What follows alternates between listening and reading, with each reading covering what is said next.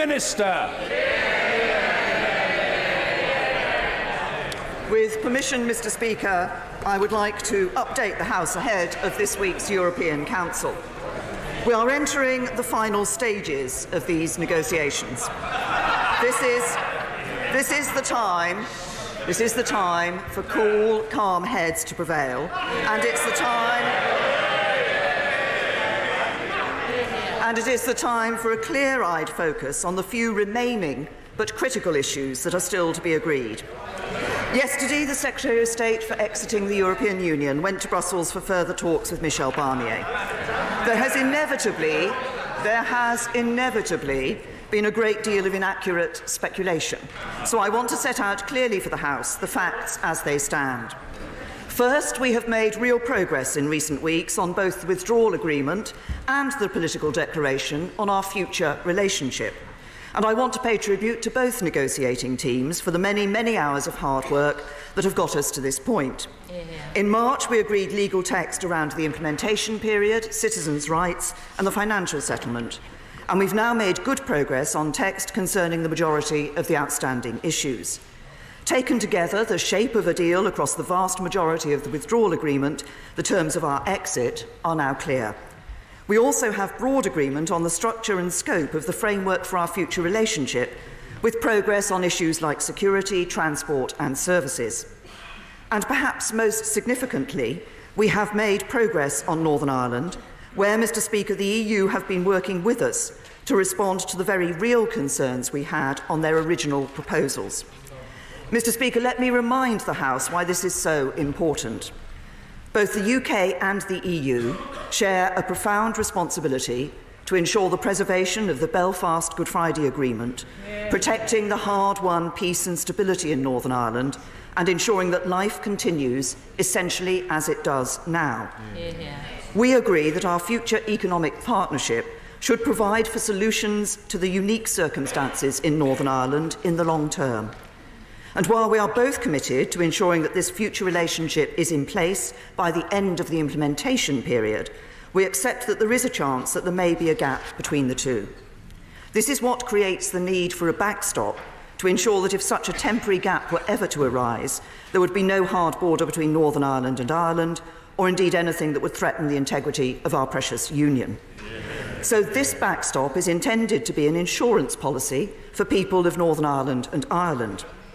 Previously, the European Union had proposed a backstop that would see Northern Ireland carved off in the EU's customs union and parts of the single market, separated through a border in the Irish Sea from the UK's own internal market. As I've said many times, I could never accept that, no matter how unlikely such a scenario could be. Creating any form of customs border between Northern Ireland and the rest of the UK would mean a fundamental change in the day-to-day experience for businesses in Northern Ireland, with the potential to affect jobs and investment. We published our proposals on customs in the backstop in June, and after Salzburg I said we would bring forward our own further proposals, and that's what we've done in these negotiations. And the European Union have responded positively by agreeing to explore a UK-wide customs solution to this backstop. But, Mr. Speaker, two problems remain. First, the EU says...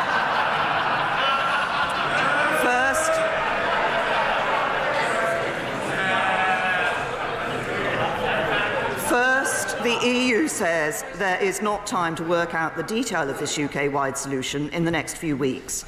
So even with the progress we have made, the EU still requires a backstop to the backstop, effectively an insurance policy for the insurance policy. And they want this to be the Northern Ireland-only solution that they had previously proposed.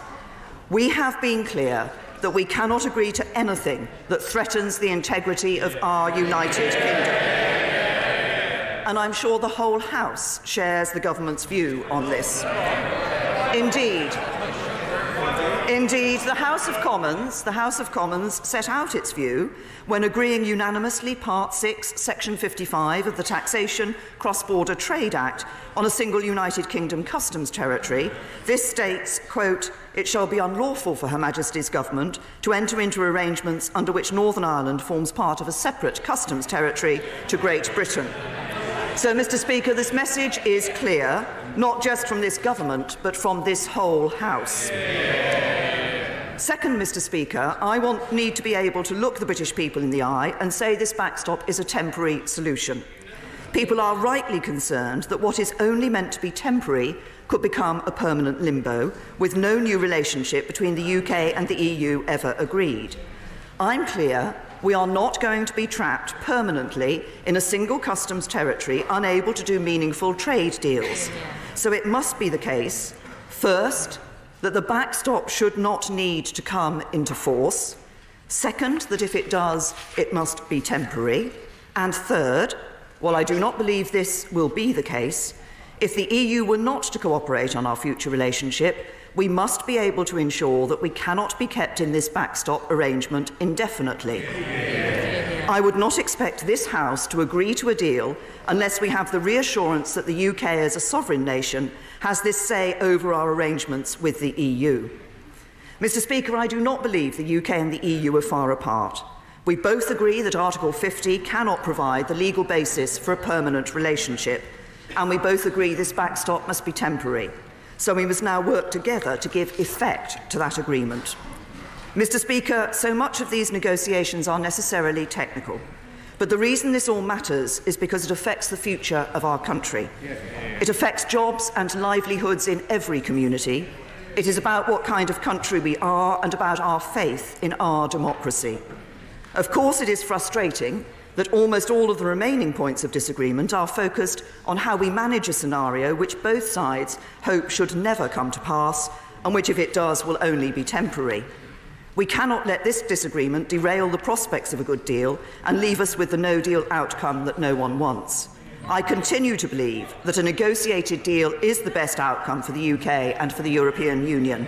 I continue to believe that such a deal is achievable, and that is the spirit in which I will continue to work with our European partners, and I commend this statement to the House.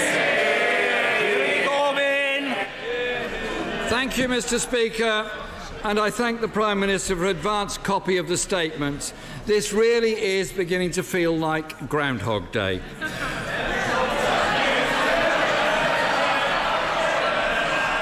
Another nothing-has-changed moment from this shambles of a government.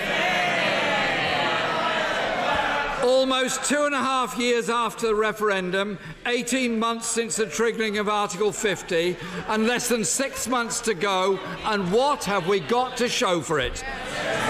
Yesterday we saw another Brexit minister shuttling over to Brussels to come back, tail between his legs, unable to deliver because of divisions in the Conservative Party.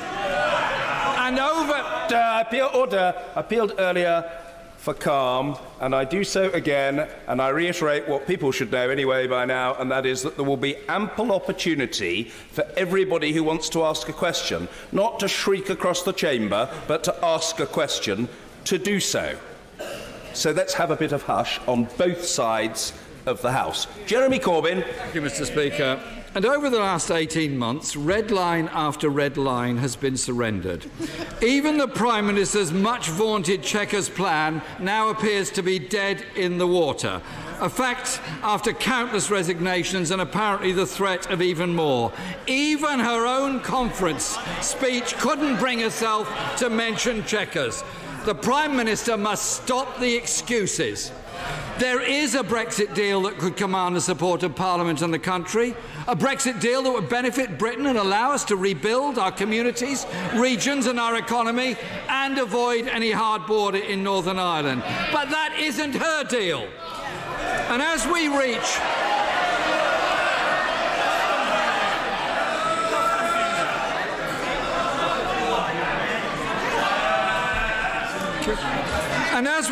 a critical point in this nation's history, we need a Prime Minister who will for once make the right decision and put the country before her party and stand up to the reckless voices on her backbenches and within her cabinet. For too long, this country has been held hostage to those in her party who want to drive through a race-to-the-bottom Brexit deal that lowers lowers rights and standards, sells off our national assets to the lowest bidder. Mr. Speaker, it is clear. Order, Mr. Heapy. You're normally such a good-natured and laid-back fellow. I don't know what's happened to you. I don't know what you had for breakfast, but tip me off afterwards and I'll make sure to avoid it. We need an atmosphere of calm. Nobody, questioner or anybody answering, namely the Prime Minister, nobody in this chamber will be shouted down. And that's the end of it. It's as simple as that. Jeremy Corbyn. Thank you, Mr. Speaker. Mr. Speaker, it is clear that the Prime Minister's failure to stand up to the warring factions of her own side have led to this impasse. Let me remind the Prime Minister and her benches what they signed up to just 10 months ago. And I quote, "In the absence of agreed solutions, the United Kingdom will maintain full alignment with those rules of the internal market and the customs union, which now or in the future support North-South cooperation, the all-island economy and the protection of the 1998 agreement." Does that still stand? Interesting question for the Prime Minister. Mr. Speaker, what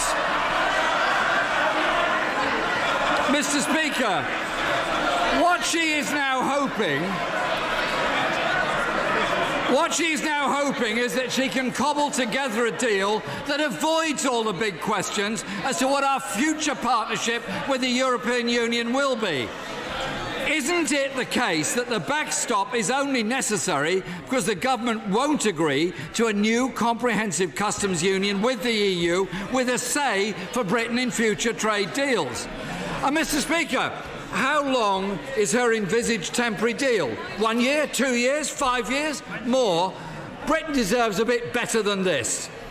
The blindfold Brexit they're cooking up is a bridge to nowhere and a dangerous leap in the dark. Let me be clear, the only thing we can trust this government to do is impose more years of austerity on the people of this country. Mr. Speaker, the Prime Minister wants to present Brexit as a choice between her deal and no deal. This is simply not the case. There is an alternative option, an alternative that can command the support of Parliament and the country. Labour has set out our 6 tests.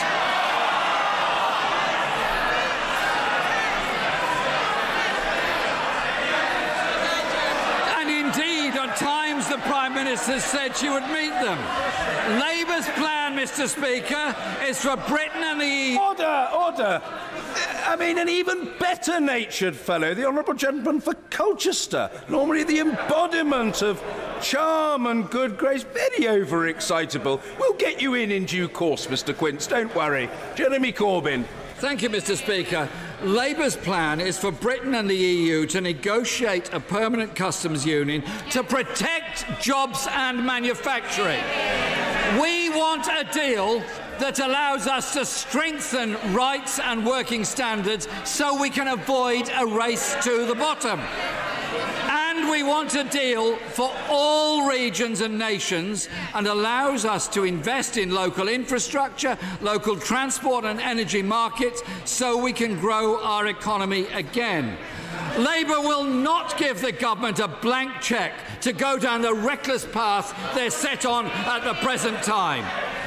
Let me be clear, Mr. Speaker, the choice for this Parliament should never be her deal or no deal. If this government cannot get a good deal for this country, then it has to make way for those who can.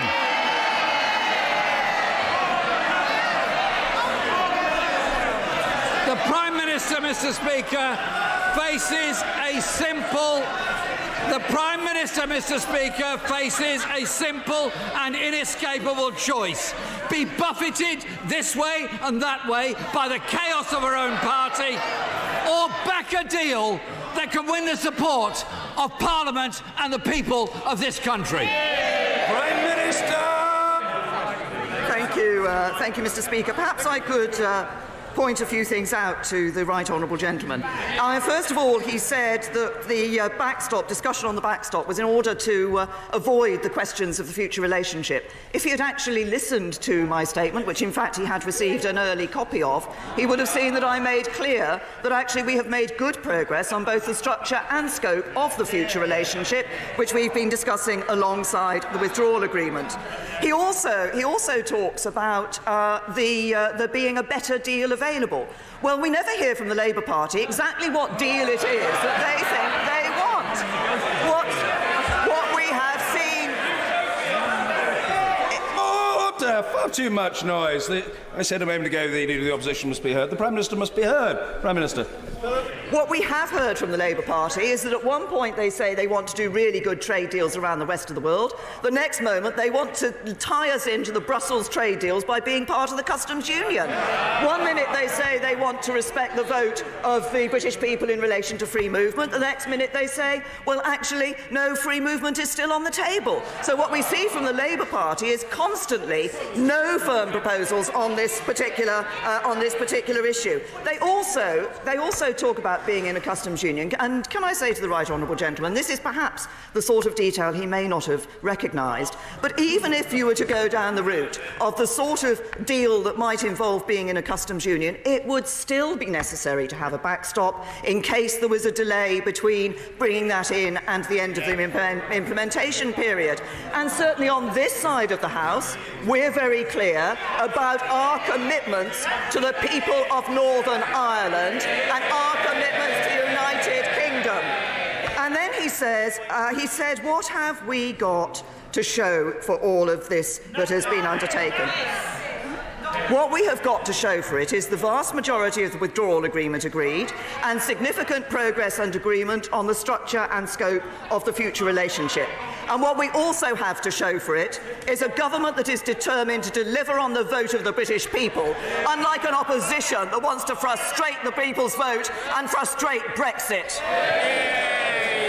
Mr. Ian Duncan Smith. Mr. Speaker, can I